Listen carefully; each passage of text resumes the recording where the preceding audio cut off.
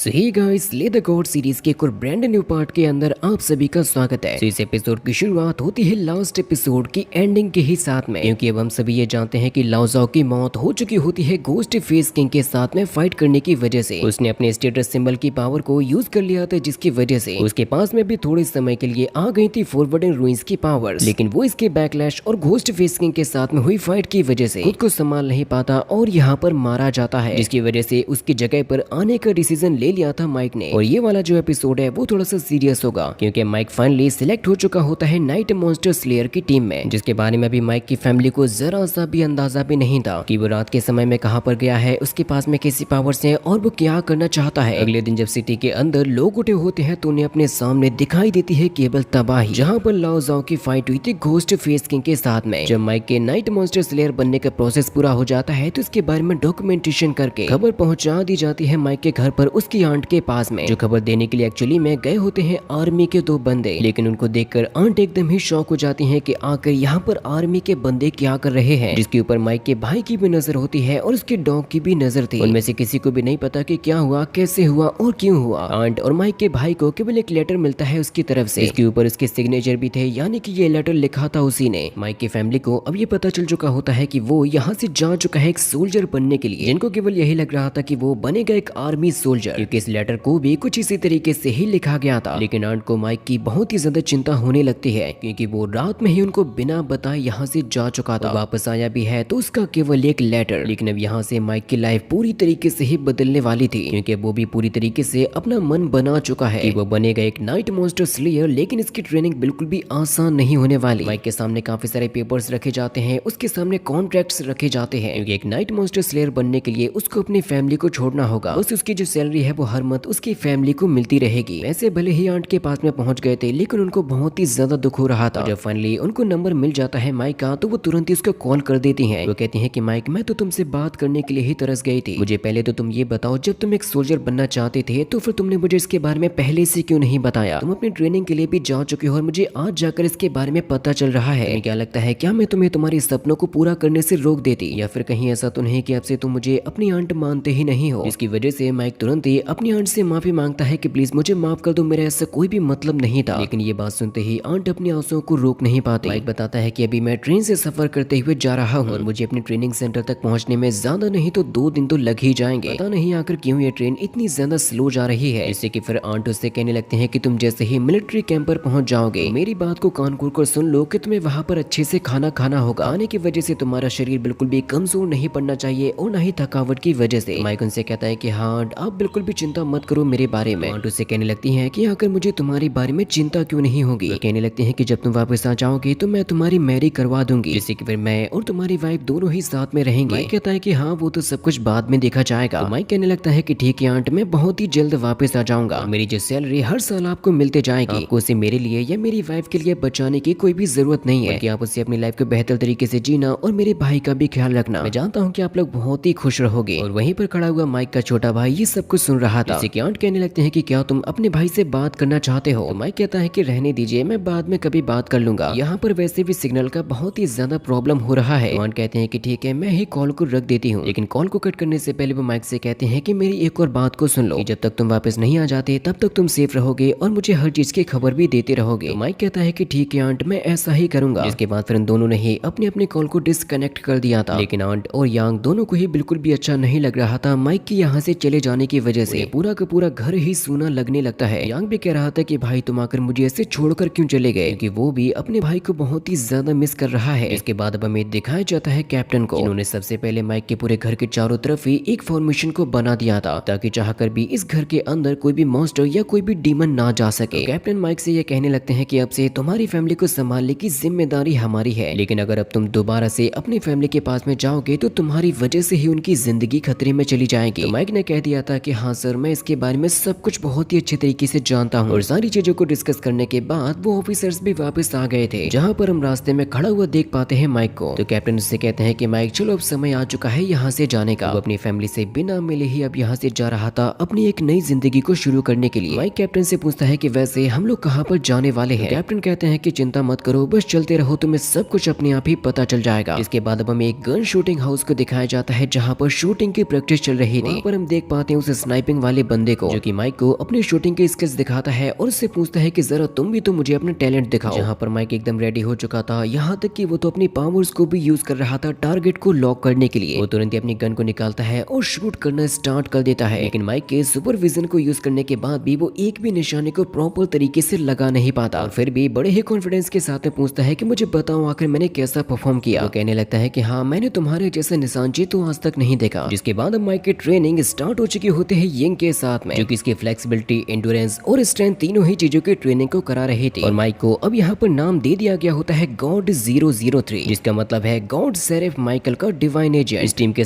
सभी लोग माइक से यही कहते हैं कि तुम सबसे ज्यादा स्पेशल हो हम सभी के बीच में। इसी स्पेशलिटी की वजह से तुम्हारे ऊपर केवल हमारी ही नहीं, बहुत ही सारे लोगों की नजर भी है। बहुत सारी ऐसी फोर्सेस हैं जो कि तुम पर नजर गड़ा के रखी हैं। इसीलिए तुम अब से जो भी डिसीजन लोगे, तुम जो भी करोगे, वो बहुत ही ज्यादा इंपॉर्टेंट होगा। तुम्हारे डिसीजन हमारे लिए इतने ज्यादा स्ट्रॉन्ग साबित होंगे कि वो बड़ी सी बड़ी चीजों को भी बदलने की ताकत रखेंगे। और सबसे जरूरी बात यह है कि तुम्हें सबसे पहले जाननी होगी अपनी सारी की सारी एबिलिटीज को, उन्हें समझना होगा, उनकी ताकत को समझना होगा, अपने वेपन्स के बारे में समझना होगा। यिंग ने उसकी मेंटली कॉम्बैट पावर को भी ट्रेन कराना शुरू कर दिया था, जिसको एक्चुअली में कहते हैं टेस्टिंग रियल्म प्रोग्राम, जिसमें टीम के सभी मेंबर्स की इंफॉर्मेशन होती है। माइक को ये बताया जा रहा था कि जितने भी नाइट मॉन्स्टर स्लेयर है वो सभी के सभी अपने अपने खास वेपन्स को यूज करते हैं, और इस टीम में 5 बहुत ही ज्यादा स्ट्रॉन्ग लोग भी हैं। एक तरीके से कहा जाए तो देवताओं के दूत बन के ही सामने आए हैं, या फिर यूं समझ लो कि उनको कहा जा सकता है गॉड्स ऑफ डाजिया, जहाँ पर सभी के नाम बताए जाते हैं sword, right, one statue, mister nothing और यूफो। वही जो यूफो नाम का बंदा है वो है असल में नाइट मॉन्स्टर स्लेयर्स का कमांडर। उसी तरीके से अगर बाकी के चारों के बारे में भी कहा जाए तो ये कह सकते हैं कि उनके ठिकाने के बारे में किसी को भी कभी भी पता नहीं होता। वो इतने ज्यादा मिस्टीरियस तरीके से रहते हैं कि कभी उनके बारे में पता लगा पाना बहुत ही ज्यादा मुश्किल है। और जब माइक की शूटिंग ट्रेनिंग चल रही थी, वो अभी भी ठीक तरीके से निशाने को नहीं लगा पा रहा था, जिससे कि माइक कहने लगता है कि क्यों ना टारगेट को थोड़ा सा पास में कर दिया जाए। साथ ही साथ माइक की स्पीड को भी बढ़ाने के लिए उसकी ट्रेनिंग को कराया जा रहा था, ताकि वो कड़ी से कड़ी प्रॉब्लम में फंसने के बाद भी अपनी स्पीड को यूज करते हुए वहां से बाहर निकल सके और अपने फॉरवर्डिंग रूल्स की पावर को एक्सट्रीम लेवल पर ले जाए। उसे ये बताया जाता है कि इस तरीके की ट्रेनिंग करने की वजह से हमारी जो स्ट्रेंथ और स्ट्रॉन्गनेस होती है वो एक्सट्रीम लेवल पर पहुंच जाती है। साथ ही साथ इस ट्रेनिंग को करने की वजह से हमारी जो स्पेशल तरीके की एबिलिटीज होती है वो भी बॉडी में एक्टिवेट हो जाती है, जो कि कभी भी हमें देखने को नहीं मिली। लेकिन ट्रेनिंग को करते करते माइक बहुत ही ज्यादा फास्ट हो गया था। इसी वजह से उसकी ट्रेनिंग के द्वारा उसको ये बताया जाता है कि तुम्हारी जो स्पीड है, तुम्हारा विजन और तुम्हारी मेंटल पावर सभी के सभी इंक्रीज हो गए हैं। लेकिन बुरी बात यह होती है कि अभी तक उसकी बॉडी में कोई भी स्पेशल तरीके की एबिलिटी एक्टिवेट नहीं हुई थी। लेकिन आखिर ऐसा कैसे हो रहा था किसी को भी पता नहीं है। हम देख पाते हैं कि वो सामने से आने वाले अटैक को तो रोक ले रहा था, लेकिन अनएक्सपेक्टेड तरीके से आने वाले अटैक को वो रोक नहीं पाता। ट्रेनिंग को कराने के साथ साथ उसको गॉड ऑफ माइकल के बारे में भी काफी सारी जानकारी दी जाती है, ताकि वो अपने गॉड के बारे में जान सके, जिसकी पावर्स की वजह से वो यहाँ पर है। लेकिन गॉड शेरिफ माइकल के बारे में उतनी ज्यादा जानकारी नहीं होती, केवल कुछ शब्द ही लिखे गए थे, जो कि होता है केवल मिरेकल, यानी कि अब कोई ऐसा मिरेकल होगा जिसके बारे में लोगों ने सोचा भी नहीं है। माइक अपनी ट्रेनिंग को करते हुए कहने लगता है कि क्या आप इसकी स्पीड को और ज्यादा बढ़ा सकते हो। जैसा करने की वजह से अब माइक की जो स्पीड होती है वो यहाँ पर पूरी टीम में सबसे ज्यादा हो गई थी, और वो बहुत ही जल्द पहुंच चुका होता है सीनियर के लेवल पर। वो धीरे धीरे करके हर तरीके की ट्रेनिंग में कल्टिवेशन को आगे बढ़ाते जा रहा था। फिजिकल पावर बढ़ने के साथ साथ उसकी मेंटल स्ट्रेंथ भी काफी अच्छी हो गई थी। यिंग भी कहने लगता है कि मुझे समझ नहीं आता आखिर तुमने इतने जल्दी इतने इनक्रेडिबल तरीके से अपनी मेंटल पावर को कैसे बढ़ा लिया। और साथ ही शूटिंग की ट्रेनिंग को कराते हुए अब उसको दी जाती है एक बहुत ही बड़ी राइफल। वो बंदा उसको बताता है कि यह है एक्चुअल में एक super high power sniper rifle. इसमें स्कोप लगे होने की वजह से माइक ने बहुत ही आसानी के साथ में इसके निशाने को लगा लिया था, क्योंकि इसकी हेल्प से 500 मीटर दूर मौजूद चींटी को भी मारा जा सकता है। लेकिन केवल 10 मीटर की दूरी पर मौजूद निशाने को लगाने पर माइक उसमें भी चूक गया था, वो भी स्कोप के साथ। माइक कहने लगता है कि वैसे मुझे लगता है कि यही है वो मिरेकल। जिसके बाद फिर उसकी ट्रेनिंग को और भी ज्यादा हार्ड तरीके से करवाना स्टार्ट कर दिया गया था, मानो जैसे कि वो कोई एक सुपर सोल्जर बनते जा रहा हो। क्योंकि ट्रेनिंग करते हुए अब वो बहुत ही अच्छे तरीके से सीख चुका है अपनी पावर्स को भी यूज करना। मिली है उसको गॉड ऑफ माइकल के द्वारा। माइक को ये बताया जाता है कि चाहे कुछ भी हो जाए बस तुम्हें बचना होगा एंशिएंट गॉड चर्च के लोगों से, जिनके बारे में माइक पूछने लगता है कि आखिर ये लोग अब कौन है और आखिर इन लोगों को हमसे आखिर चाहिए क्या है। वो बताते हैं कि ये सभी के सभी हमें केवल चबाना चाहते हैं, हमें खाना चाहते हैं। वो कहते हैं कि ब्रह्मदेव जो कि इंडिया के गॉड हैं, उन्होंने धरती को तबाह कर दिया था। जिसके बाद फिर सामने आए बाकी की माइथोलॉजीज के गॉड, जिनमें से कुछ इविल गॉड्स ने ही खोज कर निकाला था एंशिएंट गॉड ऑफ चर्च को। वो 3 इविल गॉड ही हमें खत्म करना चाहते हैं। उन्होंने ही इस पूरी दुनिया को खत्म करने के लिए फॉग को फैलाया था। जाकर गॉड्स ने अपने एजेंट्स को पावर देना शुरू किया, लेकिन जो एंशिएंट चर्च ऑफ गॉड है वो हम जैसे लोगों को ढूंढकर हमें खत्म करना चाहते हैं। माइक कहने लगता है कि क्या आप ये कहना चाहते हो कि अभी भी उस मिस्ट के अंदर कुछ जिंदा लोग भी हैं, तो क्या आपने कभी मिस्ट के अंदर किसी को देखा भी है? तो उसे कहने लगते हैं कि चिंता मत करो, तुम्हें बहुत ही जल्द सब कुछ पता चल जाएगा। सबसे जरूरी बात यह है कि अगर गलती से भी एंशिएंट गॉड ऑफ चर्च ने तुम्हें ढूंढ लिया तो हमारी सबसे बड़ी जिम्मेदारी होगी तुम्हारी जान को बचाना या फिर अपने हाथों से तुम्हें जान से मार देना। अब इसके आगे की जो अमेजिंग स्टोरी है वो हम लोग नेक्स्ट पार्ट के अंदर देखेंगे।